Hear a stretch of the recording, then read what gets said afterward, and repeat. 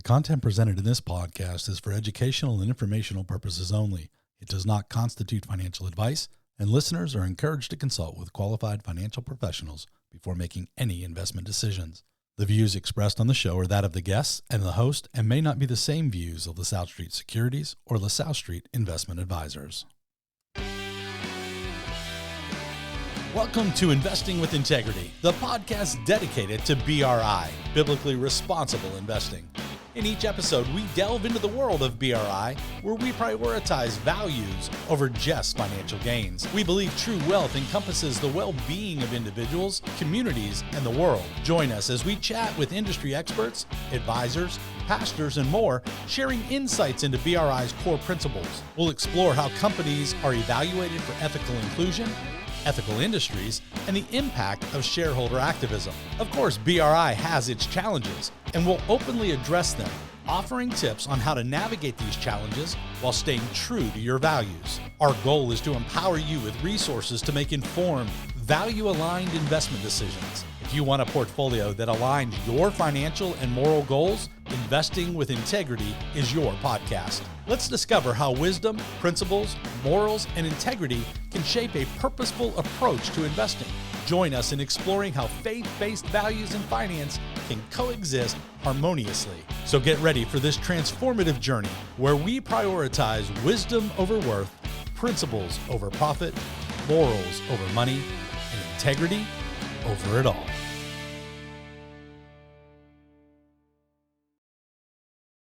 Welcome to the Investing with Integrity podcast. My name is Jeff Tellerico. I am your host. And let me say that I am beyond excited about our guest today. I am honored to have the co-founder of both the Faith Driven Entrepreneur and the Faith Driven Investor Ministries on the show. He is also a co-founder and partner of Sovereigns Capital, which is a private equity and venture capital company that invests in faith-driven entrepreneurs in Southeast Asia and the United States.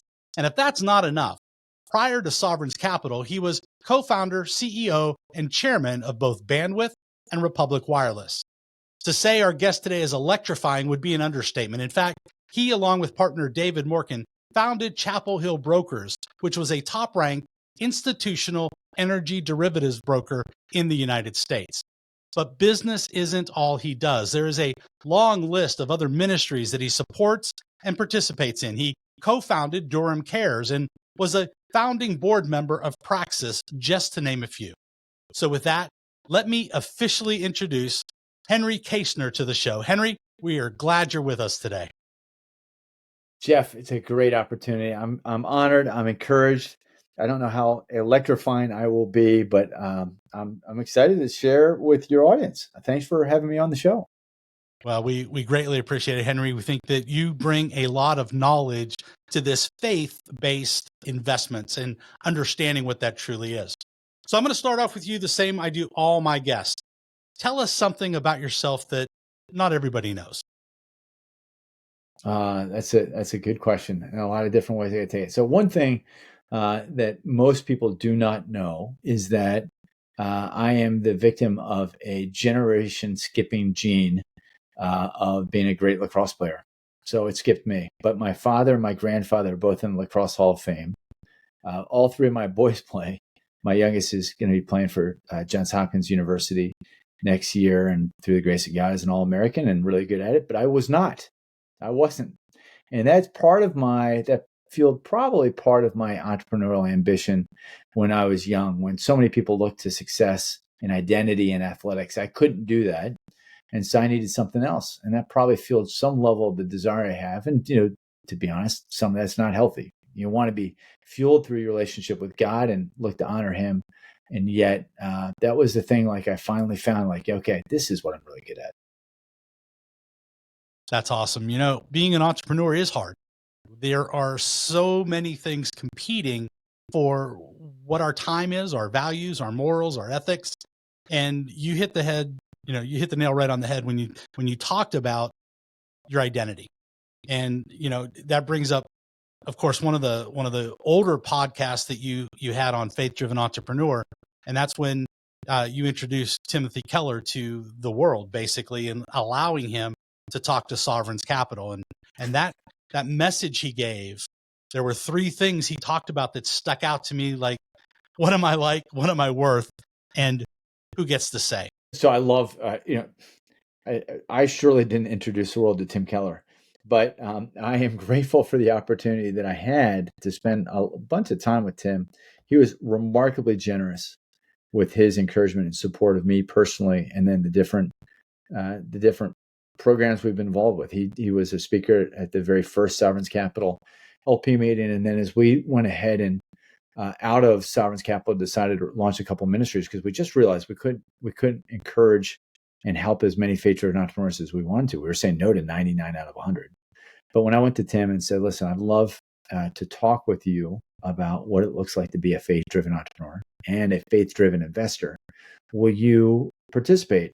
And he had so many demands on his time, particularly in the later years. And he was very, very generous with his time and his thoughts. And he today is the guy that we feature on week one of the Faith Driven Investor Foundations group we have. We have this video series we go through both on Faith Driven Entrepreneur, which is 8 weeks, and then on Faith Driven Investor, which is 6 weeks with speakers like Tim Keller and Andy Crouch and others. So he anchors that. He anchors that by talking about the identity of an investor. And he anchors that in the Faith Driven Investor book that we wrote together with some others to talk about this concept of the fact that we shouldn't be rejoicing in the fact that we're a top quintile investor. We should be rejoicing in the fact that our name is written on the book of the Lamb. And that really gets at the sense of identity. It gets at the sense and concept of motivation. Why are we doing what we're doing? Is it to be on the Midas list, which is the big ranking for institutional investors? Or is it that we're investing and we're storing the capital that God has entrusted us with out of faithfulness and obedience, or even better yet, out of joy and gratitude for the gift of life given us? If that becomes our ambition and we want to steward capital in a way that will commune with the living God and will please him in light of the fact that he is the owner of it all, we're just stewards, then we have this chance to really just get life out of our investing and just to live in, the life that's fully life. I think that's the way that God designed it, but all too often, as Tim would say, and others would agree, of course, all too often we don't ask him how he wants his finances stewarded. That's a great point, Henry, and we're so appreciative of you explaining that a little bit more today. The thing that I have found, at least with my clients, is understanding the biblical principles of stewardship, what we're really truly supposed to do with these funds that we've been entrusted with. And you made a great point. Does God own it all or not? If we truly believe that he does, then the giving away of funds, the integrity of why we do what we do, it's all focused on him. And that's a great point that you brought out. So how did that really play into you and your partner starting Sovereigns Capital? Well, it starts actually just a little bit before that when, so I came to faith as a 28-year-old after a small career on Wall Street where I worked for 6 years. And then stumbled into a church and came to understand that there's a God in the universe who loves me. And then for the next 10 years, I had this new intellectual understanding. And that gave me a real sense of purpose. I don't want to minimize it at all. And I also was spending time in God's Word every day, which is great. I learned that early on when I came to faith. But it was at 38 when I met a guy named Daryl Heald, who came to understand some of the things that Kimberly and I were giving to. At the time, Jeff, we were probably giving away 20%. I thought there's probably a special place in heaven for the double tither. I don't know what we're getting, box seats to Angels games or something like that, but we're getting it. And he asked me this question, and it just sent me reeling, which was, Henry, why do you give? And I mumbled through something that's probably theologically C-minus. I can't remember exactly what it was, and he can't either. But I do know that over the next 6 months, it seemed like everything in the Bible had something to do with money. And even the passages that didn't. A great example, John 6, 5 loaves, 2 fish. And that message taught me two really important things about stewardship and money. The first one was that God could take 5 loaves and 2 fish and feed 5,000, right? That's what Jesus did. He can take something out of nothing. So he actually doesn't need my money. He wants my heart. And he had 100% of that boy's heart that gave up his lunch. And I realized that he had 20% of mine. And when I came to realize that, it rocked my world. And you'd think that it would rock my world in a sense. I mean, anytime somebody says effectively in one manner of thinking that you just lost a big portion of your net worth, some large amount of money in absolute terms. One day you thought you owned 80%, which is some number of dollars, and the next day you actually don't own any of it. You'd think that would be an awful, that would be an awful thing. But that's the kind of countercultural, anti-conform to the pattern of the world way that God's economy works. And that what I've come to find out as a steward, realizing that God owns it all. Now, to be clear, my wife and I have not taken a vow of poverty. Hopefully we have taken a vow of being faithful and obedient, but our sense is that God does want us to enjoy some of the money, but we need to ask him. We need to ask him before we make major financial decisions. But we also understand that he does own it all. You'd think that that would be a bad thing when you lose that much money, lose in quotation marks. And yet it has just completely changed our faith walk, just completely changed how we think about why we invest, and then just delighting in the partnership that comes from asking God how he would have us allocate his capital. And the way we allocate capital now, the way we invest is completely different than it was. Completely different. We have so much more joy, so much more fulfillment. As it turns out, through the grace of God, things have worked out great in terms of investment returns too. So we get to see some financial success that's come to that for yet more money that we can give and invest for him. But boy, it's so much better than a life of just to the traditional index fund. So much better. It adds a dimension of purpose. It truly does. And when you can grasp what the tithe really is and understand that he is only asking for a little back of what he's given us, because it all belongs to him anyway, the more we actually do, the more we allow ourselves to understand his purpose and use it for kingdom purposes, you can't outgive God. He has never not taken care of anything that my wife and I have ever planned on doing. I mean, we give away an awful lot because we believe in that. We see it work. The one thing I don't know that I've ever told you is I also pastor a church. So it's really a dynamic to be able to explain the freedom that we have when we can just give it away. And to have people understand that, and having a guest on the show like you who gets it. Well, it took me a long time to get it. I also don't want to the faith-driven investing movement is never meant to be presumptuous or prescriptive. And some number of people that are listening to this had the ability to give and beyond 20%. And some number of them don't yet. And that's not the point. The point here is that the world of faith-driven investing is not just for the accredited investor. It's for everybody, because it just comes from the fact that we have an opportunity to ask God how to steward his capital. And so the faith-driven investing and the generosity movement are greatly exemplified by the widow and her mite. And they're also greatly exemplified by, as I mentioned it before, what I think is the greatest unsung hero in the New Testament, which is the boy in John 6, right? That's the model of generosity and stewardship that I want to live by. And neither of those people were high net worth individuals. This is a message that is available for all of God's people. And in each case, can you imagine just the way it worked for that boy? So you give up, you're sitting there as an open air preacher. He's talking all morning. You're thinking, what did my mom pack me for lunch? You can't wait for, I've had 3 teenage boys, so I get this. And all of a sudden it's like noon and some guy with a beard comes up and says, hey, what do you got there?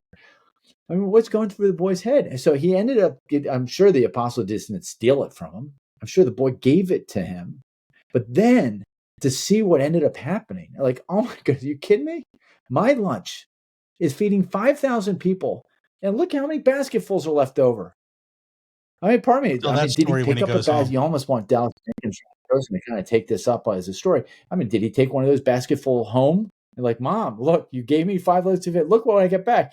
Unbelievable. And I think that that's the promise that's available for every Christ follower, is the joy of seeing that. And I think the widow and her mite had the same type of thing, the joy of communion with God that comes from that. And I think that's available for everybody. But gosh, I'll tell you, it's really easy to be conformed to the pattern of the world too.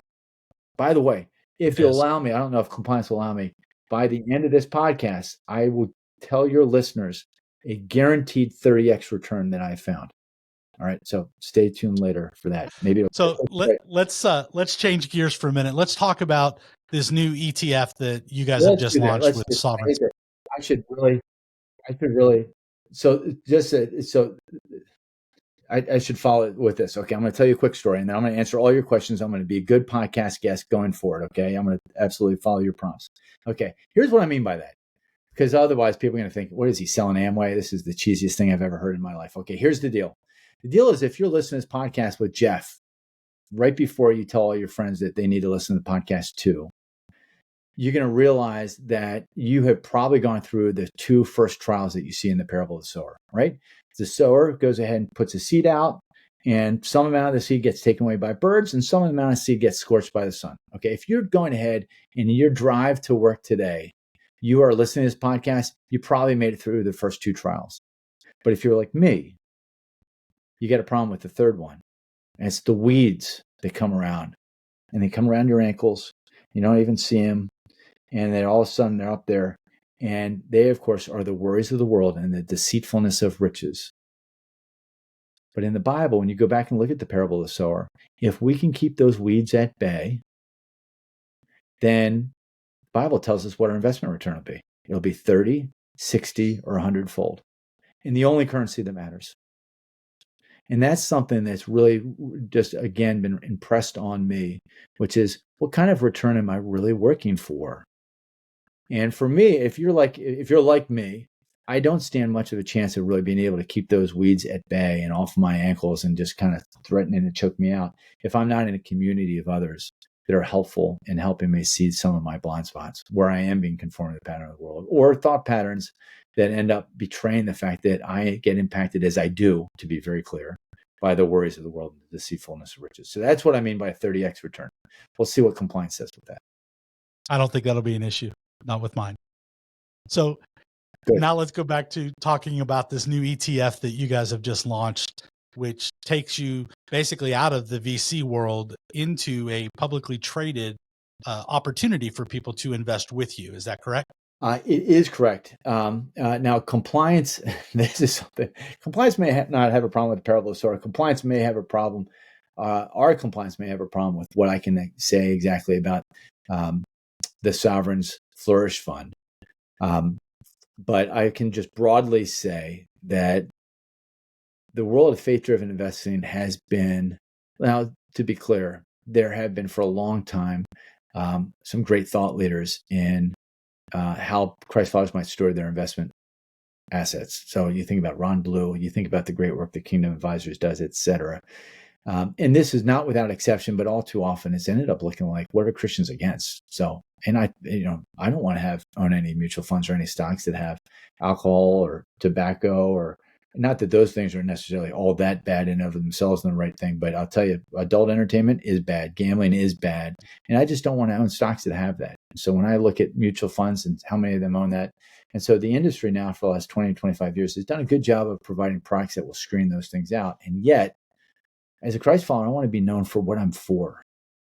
So with the Sovereign's Flourish Fund, there's an opportunity to be able to invest in companies that are led by godly men and women that are known for what they're for. And I think that that's super important. And just, I'll leave it at that because I don't know that I can talk about it much more than that. But it's a culmination of a lot of work that we've had, because up until now, the work that we've done has largely been the purview of the accredited investor. It's venture capital and it's private equity, and they're high minimums just because of the way that the rules work in terms of how many people you can have in each fund. And also due to the nature of investing in private companies, there's a long lockup. Funds tend to be 10-year funds. That's not a lot of liquidity. But if you can get in with small amounts, which is what an exchange traded fund allows you to do, and you can have liquidity like next week, it's a game changer. Absolutely. So we're glad that you did that, because as someone who runs a practice of what we call biblically responsible investing, where I do screen out investments for my clients so they understand that we're doing things that bring glory to God, and I'm being a steward, if you will, of those types of things, having another tool in our tool belt definitely helps. So this movement is growing. I've watched it grow for the last 16 years I've been in the business, and just to see how much has come about in the last 8 to 10 years is phenomenal. And I don't think it stops here. I think you're going to keep seeing it. You're going to see, I think, Main Street firms start to take a look at what's happening in the faith-based space. And they very well could take some of their own product and create their own internal screening to provide what's needed in the marketplace. I truly see that happening. I still think that I do too. great And you know what? It'll companies happen. like yours. It'll happen. Yeah. Go Well, I ahead. think it'll happen when investors start asking for it.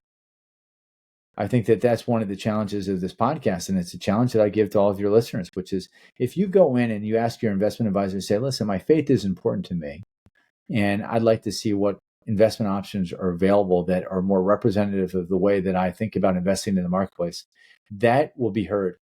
You will probably find that a good number of people won't have any answers for that at all. And maybe that's a reason to think about who your investment advisor is. But every time you ask for that, it'll be that much more of a vote, if you will, for those people to go back in. And I think that that's the body of Christ coming to realize that God owns it all, and he's doing magnificent things in the world. And we don't need to have just the CEOs of the major investment funds determining what ESG should be. What are the values? What are the values of the things that need to be voted for in the different funds I own? We're leaving that to a population of people that many of whom do not share our faith at all. And so, absent us asking our investment advisors for that product, the big guys that are out there, the 800-pound gorillas, will be more than happy to vote our proxy votes the way that they see fit. And most people would not be happy if they looked at that voting record.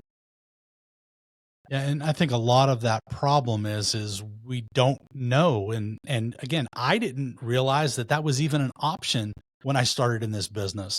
And I've been a believer for a long, long time. To know, though, that there are companies that truly care about people. And I think it's more than caring about profits. Now, don't get me wrong. I'll stack up what we do against everything that's out there, and we're not giving up returns any longer. That's not part of the issue. The issue is, are we explaining what we do? You said it earlier that you'd rather, what do we stand for? That's the problem with the American church is everyone knows what we're against, but they don't tell us, or we don't show what we're for. And I think if we truly expressed what we're for, and that's mercy and grace and forgiveness, and we explain that versus, oh, well, we just don't like the LGBTQ community, that's not true at all, but that's what they hear. So I think as we all grow in our faith, as we grow in our businesses and being an entrepreneur or an investor and start demanding these other things based on the Bible, that's when change will happen. And you guys are on the forefront of that. Well, thank you. And to be clear, there are others too. I think about, as we talk through this together, I think about Eventide, whose tagline is investing that makes the world rejoice. So it's not just a negative statement. So Sovereign's Capital is most assuredly not the only game in town. And this really speaks to the profession that God's called you into. When we got involved in Faith Driven Investing 6 or 7 years ago, and we started the podcast and the conference and these groups that I was talking about, we really thought, gosh, this is crazy. We're getting into a place where there's no supply and there's no demand. It's like you walk into a Russian grocery store in the 1980s and there's nothing really on the shelves. And unlike Russia in the 1980s, there isn't really any demand. There's not like a line around the block either to get in. And we're finding 5, 6, 7 years on that actually there is great supply and there is great demand. But really, it's not a double-sided marketplace. It's really a three-legged stool, and the advisor is that third leg. Some number of people otherwise would come out of something like, oh my goodness, I get the guy owns it all. They walk in and they talk to their Morgan Stanley or JP Morgan or Ameriprise rep and like, I want to make it happen. And then the person on the other side is like, I have no idea what you're talking about. That sounds like a lousy, horrible idea. So people that are in your profession are there to be able to be those river guides, if you will, and say, okay, so there's a ton of supply. Let's talk about what your needs are as a family for income or risk or an interest in geography or an interest in industry. Let's put together something that's uniquely equipped for you. It's a big part. So what will really make this movement work are advisors that lean into this opportunity as a service. And it's a special ministry. Most people don't realize that theirs is a ministry because they're talking to their clients about something that's near and dear to them, which is money. And in the second, and we have this Faith Driven Investor Foundations course. Second one, Andy Crouch talks about God and mammon. What does that look like? Give us a framework through which to think about it. But you're in there. You're on the front lines of that battle in a non-prescriptive, presumptuous way. But you're able to love on families where they are. It's super important.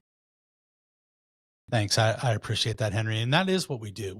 We are in it each and every day, wanting to do the right thing for our clients while honoring what we know God is expecting from us. So jumping back to this podcast, and one of the main reasons I started it was education. People need to know that there are alternatives out there. And, the tagline that we developed for this show is wisdom over worth, principles over profit, morals over money, and integrity over it all. So when we say that, we truly mean it. And if you're hearing that for either the first time or if you saw it on the questions that I sent you, does that resonate with you? Is this what our faith-driven movement should be about? Yes, but then I'd add to that too, is that a faith-driven investor should add into that a hopeful expectancy that they'll experience the joy of communing with the living God as they allocate his investment resources. And I think that that's what so many people are missing. They're thinking, oh, okay, so being a Christian means another set of rules I got to follow. And yet, no, this is not. This is an invitation to take you out of this kind of black and white monochromatic existence that you have with your money and your investments, and bringing you into the technicolor world of participating with God. And then, as you understand he owns it all, seeing these different investment vehicles where you can like Honey and the kids, like, look, we, because like Eventide does such a great job in investing in healthcare. We are a small part of this, this complete breakthrough of this new pharmaceutical that's saving lives. We're part of that. That's how God has asked us to invest our capital. And we had found that 5 years ago, some number of the companies we were profiting off of things that are not healthy, and we don't have any of that in anymore. And so you can get a sense of just it's a form of worship. Communing, it's being in relationship with God in another aspect of our lives. It's not boring. It's not rule following. It's better. It's a hopeful expectancy to experience the life that is fully life. That's a great way to put it, Henry. I appreciate you doing that. That you bring up Eventide, and our first guest, the first guest I had on the show was Art Alley, who started Timothy Partners, Timothy Plan, 30 some years ago. He came off of Wall Street, very much like you did, and felt this pull of God saying there's a better way. And it was kind of interesting to have him as, the father of BRI, if you will, on the show, and hearing his take that his friends on Wall Street, as he put it, they called him crazy. They said he was nuts. You'll never get investment performance. And that's when he said, it's not about the investment performance, because our God will take care of us when we do what's right in his eyes. And yes. And yet, my absolute belief is that you can get great alpha, great investment return, not at the expense of biblical values, but because of them. Lots of people would say, oh, you add another bottom line almost by default, just by the way the world works. It's a negative screen. You can't possibly go ahead and compete with all the people that can. That's not correct. It's just not true. And through the grace of God, over the course of the last 12, 13 years, we've seen that play out at Sovereign's Capital. And it's a false dichotomy to think that you've got to choose one versus the other. And then, to be clear, he's right. The more important thing is being able to be faithful and obedient to God. And yet I think in doing so, because God's economy is different, and economists, and we will learn this in micro and macroeconomics, they're based out of this economics of scarcity. I really think that God's kingdom works according to different rules, and it's the economics of abundance. There's this old thing, the guys from Praxis do this really well. The old thing was, I win, you lose, I win. And then there's, now ethical investing, which is kind of like we win together. But I really think that there's even a better way. It's just really just, bringing God into it, God winning, and all parties just really flourishing. And so faithfulness and obedience is important. Not having bad things in your portfolio, incredibly important. But don't think that means, wow, now we have to go ahead and plan differently because we're gonna suffer and we're gonna have to figure out where to make up the 500 basis points of return. Don't think that that's the way God's economy works. Yeah, Guys I at totally Eventide have agree with you. funded 5-star Morningstar mutual funds, right? Yeah, they have. And Finney is phenomenal there, and listening to him talk about his faith and why he does what he does, and Jason and Robin and coming all together and creating, why did they create Eventide? It's a phenomenal story. And again, I think the more of us who are living the biblical way of God's economy and sharing why we do what we do will increase what we're doing. We can look at this and say God wins, and we already know he wins, but we can say God wins each and every time. And again, I would love to see another 40 mutual fund companies or ETF firms come out with something that is honoring God only because it honors God, not just to have a product. I think that's an important part of why we do what we do. It's not about the product. It's about, are we developing something that can honor God and maybe that's the one thing that makes somebody decide to take a leap of faith and try doing investing a different way, like what you guys are doing now. Indeed. Companies that are run by faith-driven people. Indeed. So let me ask you, how has living out your faith at work changed your life? Well, it takes me from being a weekend Christian and going to small group on Wednesday to seeing where everything I do in business and investing is being in partnership with God. And this sounds hokey, right? But I mean, the illustration is like during COVID, you end up working out of your house.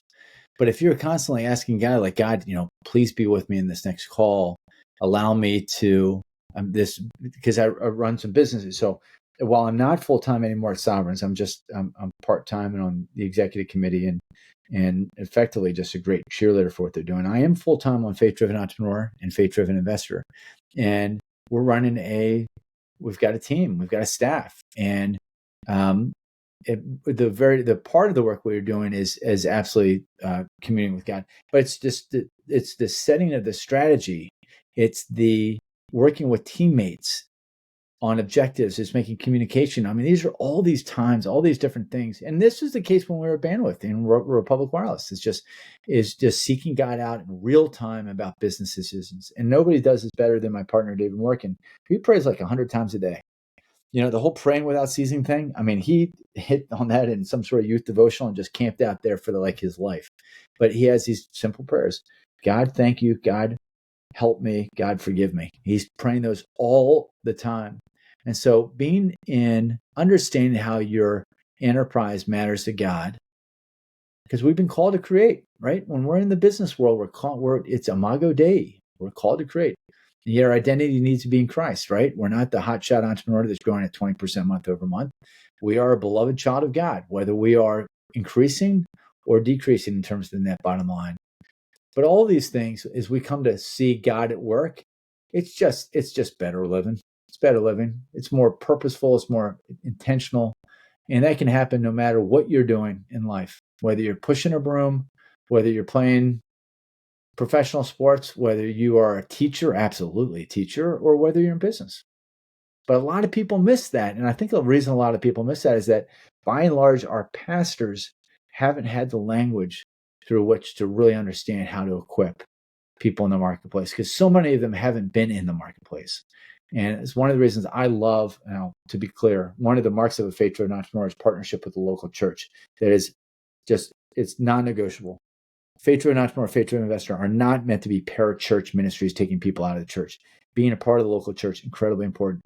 And yet, I do have a special place in my heart for those that are run by bivocational pastors, because they understand what's going on in the marketplace. If you're a full-time pastor and you're listening to this, It all is not lost at all. But do make an effort of once or twice a week getting out there and going and visiting a business owner at his place of business, not at your office, not at a neutral site like a restaurant. Go tour around his factory floor, understand what he's doing. You'll get the great sermon prep material you're looking for, and you'll understand how to give a call to all those people that are sitting in your pews.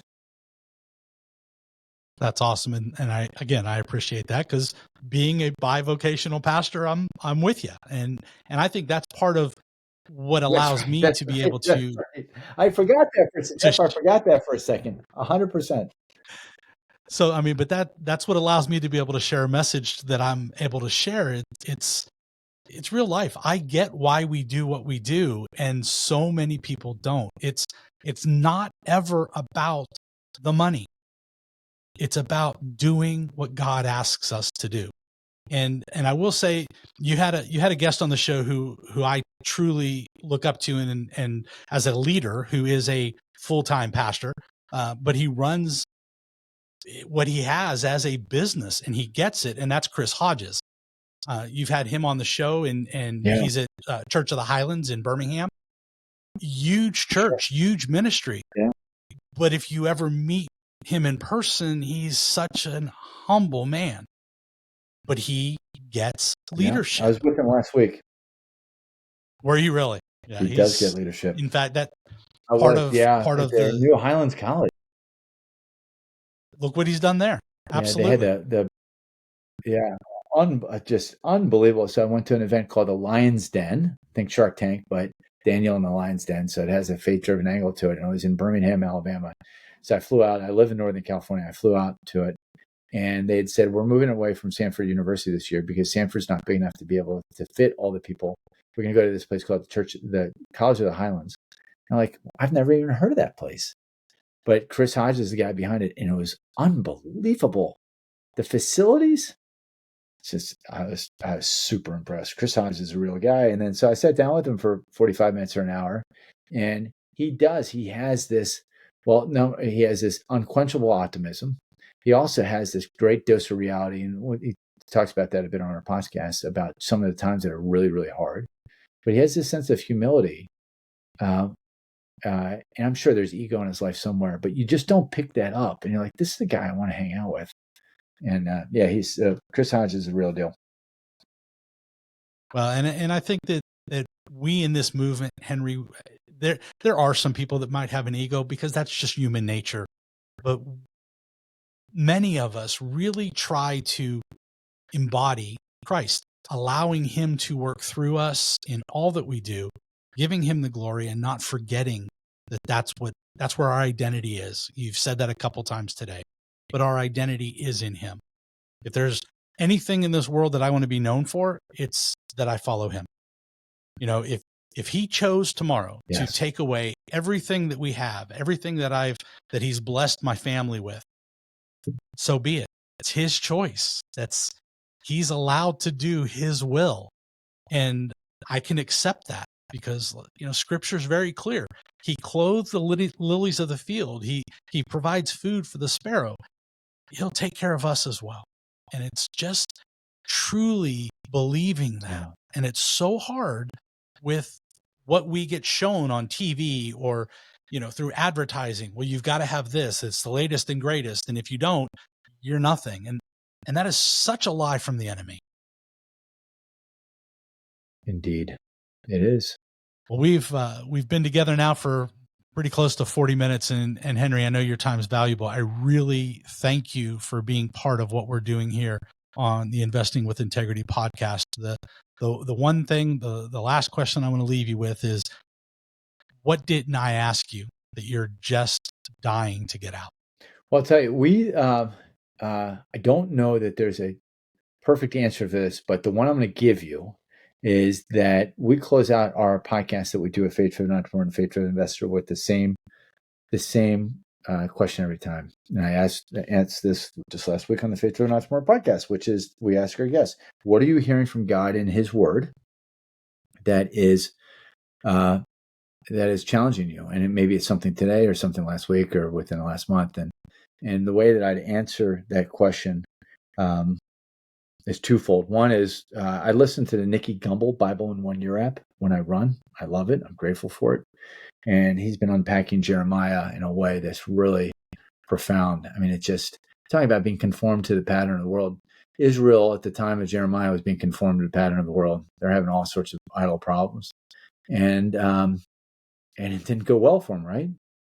Right. So there's this real warning. It's just like, look, I'm going to shake things up. And Nebuchadnezzar is going to be an instrument of my will. He's going to come down and he's going to take a lot of you into captivity. And some of you are going to starve, some of you are going to fall by the sword.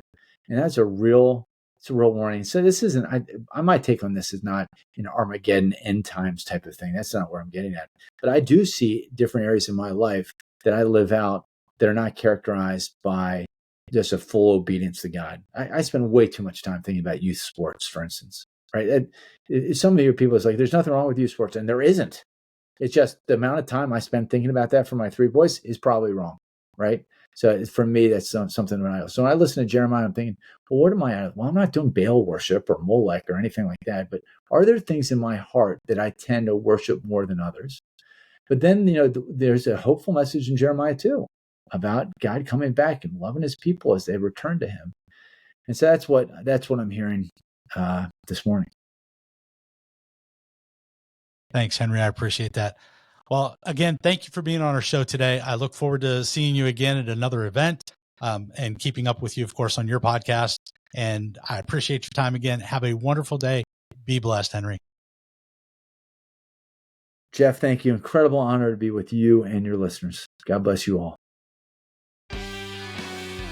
You've been listening to the Investing with Integrity podcast with your host, Jeff Tellerico. Tune in on the first and third Wednesdays of every month to hear from other advisors, industry experts, pastors, and more as we discuss biblical thoughts about money and investing. If you have questions about the show or want to find out more about BRI, send an email to jeff.t@lasallest.com. Remember, this journey is all about putting wisdom over worth, principles over profit, morals over money, and integrity over it all. God bless.